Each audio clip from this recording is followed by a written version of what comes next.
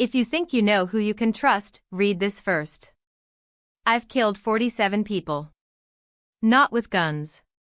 Not with poison. With paperwork. A death certificate here. A social security deletion there. A credit freeze, a lease termination, a cremation authorization signed by a next of kin who doesn't exist. I make the living vanish. I make the dead stay dead. I am the architect of absence. You want to disappear?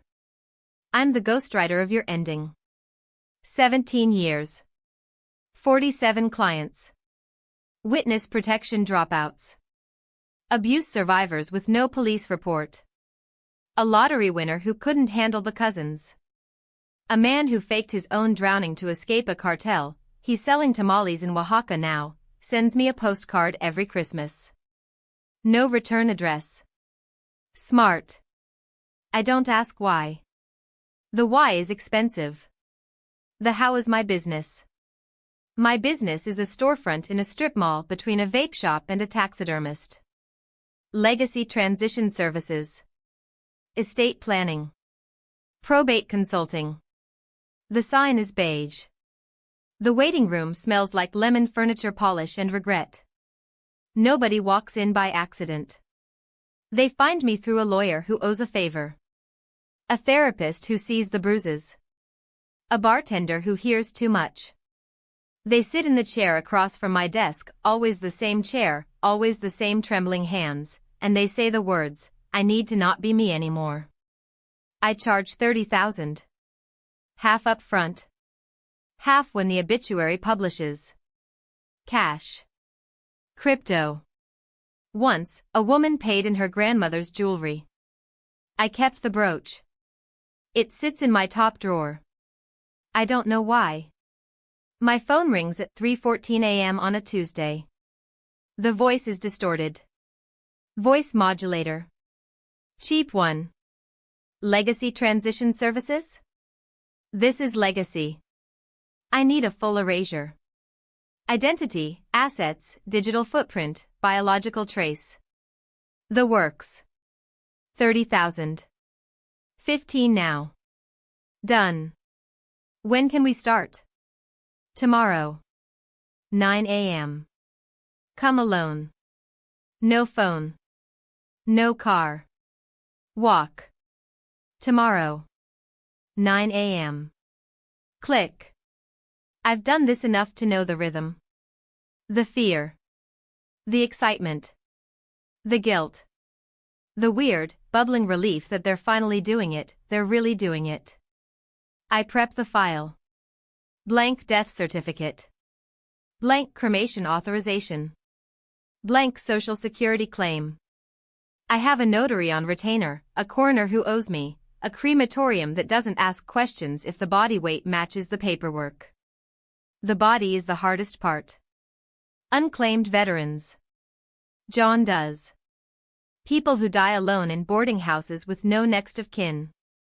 I have a network. It costs extra.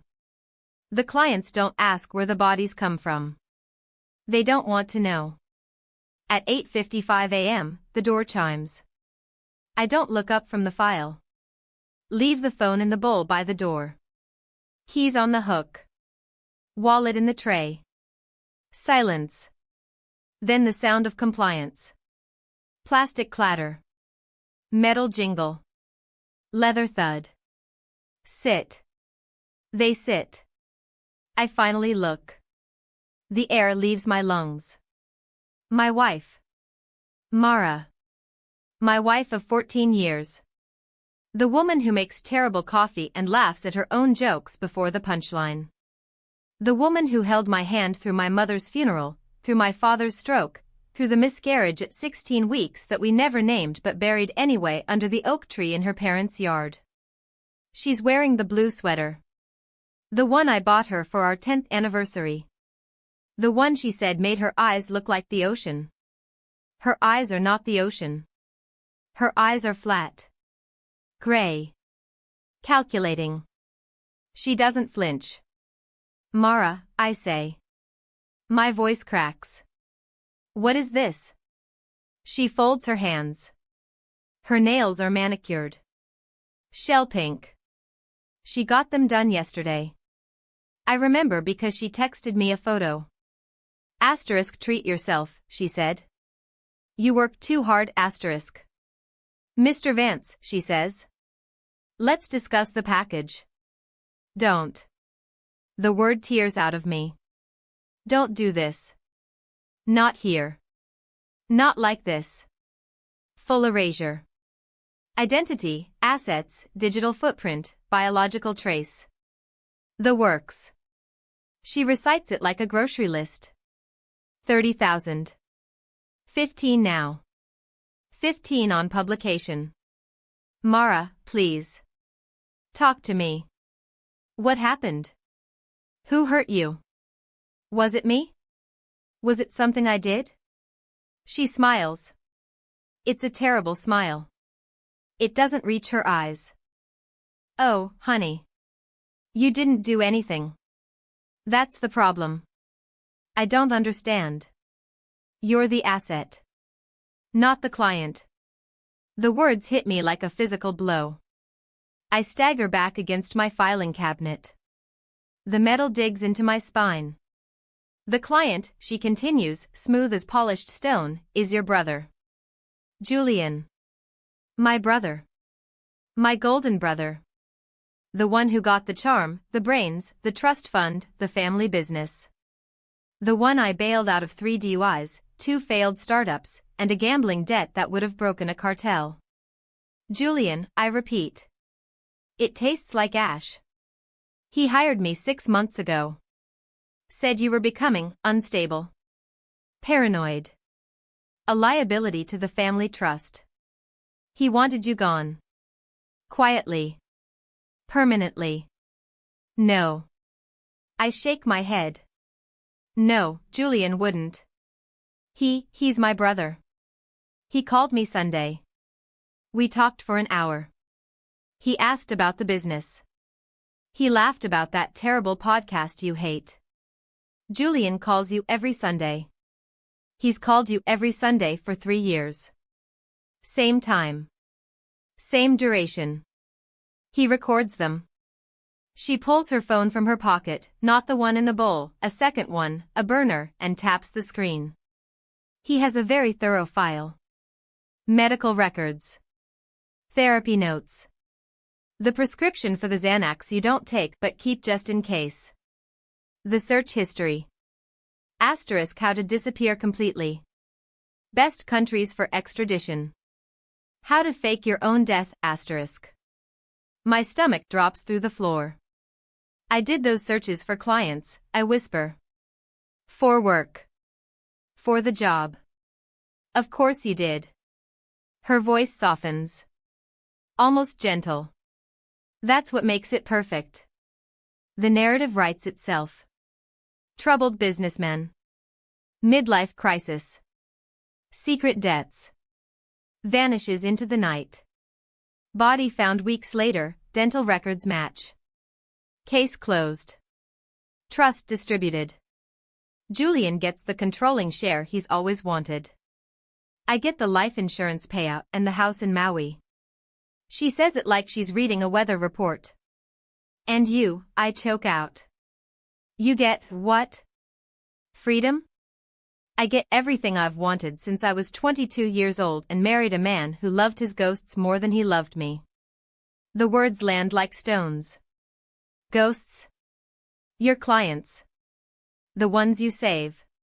You love them more than me. You know their fears, their dreams, their children's names. You carry their lives in your briefcase.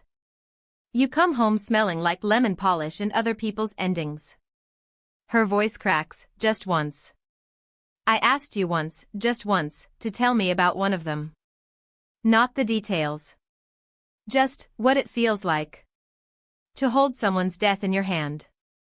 I didn't want to burden you. Exactly. You didn't want to burden me. So you carried it alone. And I became the ghost in my own marriage. Tears spill over. Hot. Fast. I don't wipe them. Mara. Please. I can fix this.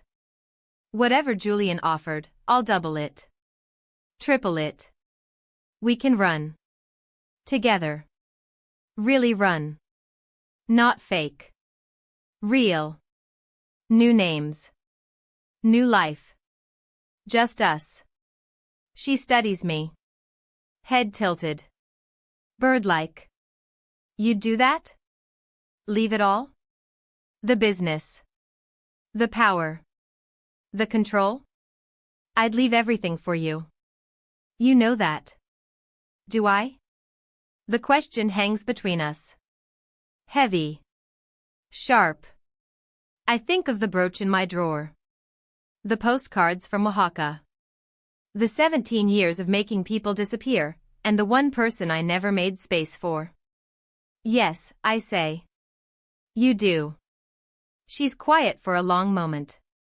Then she reaches into her bag, her real bag, the leather tote she's had since grad school, and pulls out a thick manila envelope. She slides it across the desk. What's this? Everything. The contract with Julian. The wire transfers. The recordings. The forged medical records. The coroner's bribe schedule. The crematorium contact. All of it. I stare at the envelope. My fingers tremble. Why? Because Julian made one mistake. Which was? He hired me. She stands. Smooth. Deliberate. She pulls the blue sweater tighter around her wrists. I've been playing the long game, sweetheart. 6 months of feeding him exactly what he wanted to hear. 6 months of building my own file. On him. On the trust. On the offshore accounts he's been skimming since Dad died. On the fact that he's not the biological heir, the DNA test I had run on his vintage whiskey glass last Christmas. My mouth goes dry. What? Surprise. The trust bylaws are very specific. Bloodline only. Julian's out. The controlling share reverts to. She taps the envelope. Me. As your surviving spouse. Which I will be, because you're not going to die today.